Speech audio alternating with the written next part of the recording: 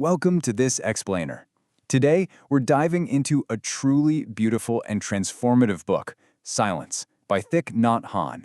We'll be going over a summary and the core takeaways. So Thich Nhat Hanh's Silence, it's really not just about, being quiet. It's about reclaiming your presence in a world that is constantly pulling us outward. Throughout the chapters we're exploring today, he beautifully weaves ancient Buddhist wisdom with highly practical, everyday exercises.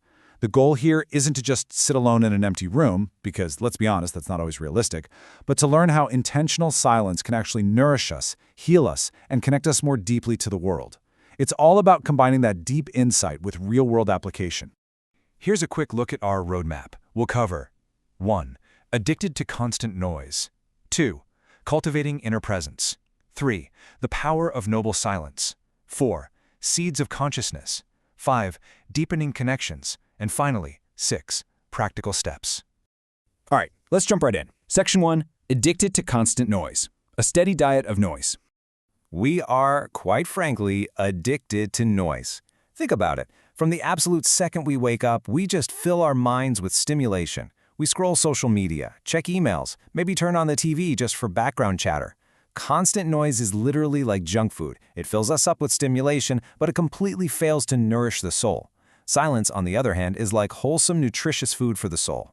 And here's the thing, this constant noise actually prevents us from facing our inner truths. Often we fear silence because we're afraid it might reveal our own discomfort, sadness, or longing. But without silence, we can never truly know ourselves. So, here's a quick reflection for you. Try noticing the first 10 minutes of your day tomorrow. Do you reach for your phone immediately? What would it actually feel like to start with silence instead? Moving on to Section 2, Cultivating Inner Presence, the Sound of Silence. Now, this is a crucial point. Silence is not merely the absence of sound. It's actually the presence of awareness. There's a vital distinction here between external silence, like, a quiet, empty room, and inner silence, which is a calm, centered mind. You can cultivate inner silence even if you're sitting in a loud, crowded cafe simply through mindful breathing. That's the beauty of it. Silence is portable. It doesn't depend on external circumstances. It depends entirely on your practice. Just breathing, walking, or purposefully pausing can create immense spaciousness in your mind. Time for another reflection. Next time you're in a crowded place, try taking 3 mindful breaths. Just notice how silence can arise within you, even right in the middle of all that noise. All right, Section 3, The Power of Noble Silence, Purposeful Quiet. So what is noble silence? Well, it's a purposeful quiet that feels joyful, not heavy. It's about actively choosing to refrain from unnecessary speech, calming that endless mental chatter, and deciding to listen deeply. Noble silence is chosen, it's healing, and it's absolutely liberating. Now compare that to oppressive silence, which is imposed on us. That kind is often linked to fear, awkwardness, or suppression. When we practice noble silence, we actually open up space for genuine compassion and connection. Here's something to try. Practice noble silence during a meal. Eat slowly, without speaking, and just notice how your body feels. It's a real game changer. Let's talk about the 4 nutriments. We don't just consume physical food, right? We also consume sense impressions, volition, and consciousness. Basically, what we watch, what we read, and what we listen to feeds our minds every single day. Noise, whether it's violent movies, workplace gossip, or that relentless 24-hour news cycle, can become highly toxic to our well-being. Silence acts as a necessary filter, helping us digest life in a healthier way. Think of silence as a detox. Just as we actively choose healthy food for our physical bodies, we need to choose nourishing sensory impressions for our minds. Reflect on this for a moment. Audit your mental diet. What kind of impressions do you consume daily? And could silence help reduce that toxic intake? Thich Nhat Hanh teaches that our body is our true home, and silence helps us inhabit it fully. Silence really acts as a doorway to self-return. By practicing mindful breathing and walking, we actively reconnect with our bodies and our hearts. Because let's face it, many of us live outside of ourselves. We get lost in future worries, endless plans, or past regrets. Silence pulls us right back to the present moment, which is literally the only place where life actually happens. So try this reflection. Spend 5 minutes today simply breathing and noticing your body. Treat it as coming home after a long, tiring journey. Moving to Section 4, Seeds of Consciousness, Gardening for the Mind. This is a fascinating concept.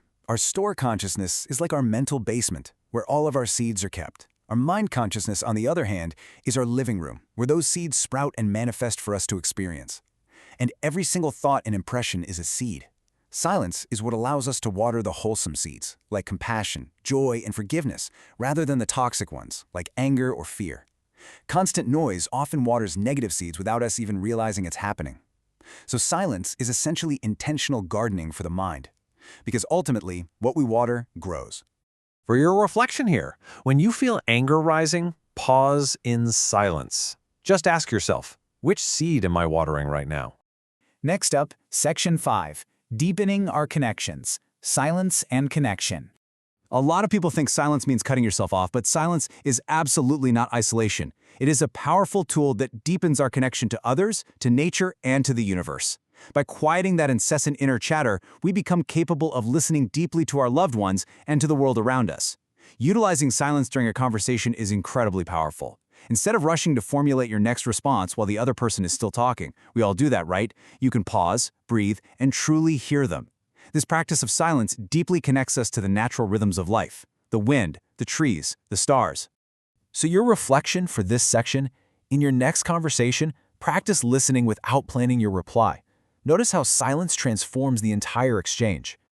Finally, we arrive at Section 6, Practical Steps for Silence, Integrating Silence Daily.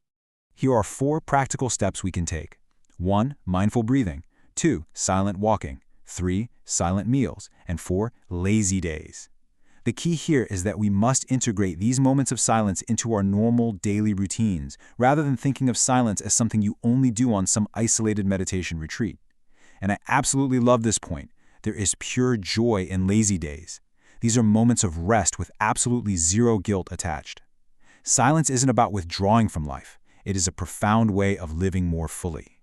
Our final reflection, schedule a lazy hour this week. No productivity, no screens, just silence and rest. To wrap things up, Thich Nhat Hanh's silence is a powerful call to reclaim quiet as a source of immense joy, healing, and presence. Silence isn't an absence, it's a fullness. It is the exact space where life's deepest truths can finally be heard. It's nourishment, it's connection, and it has to be a daily practice. So I'll leave you with this question. What will you hear when you finally allow yourself to be silent?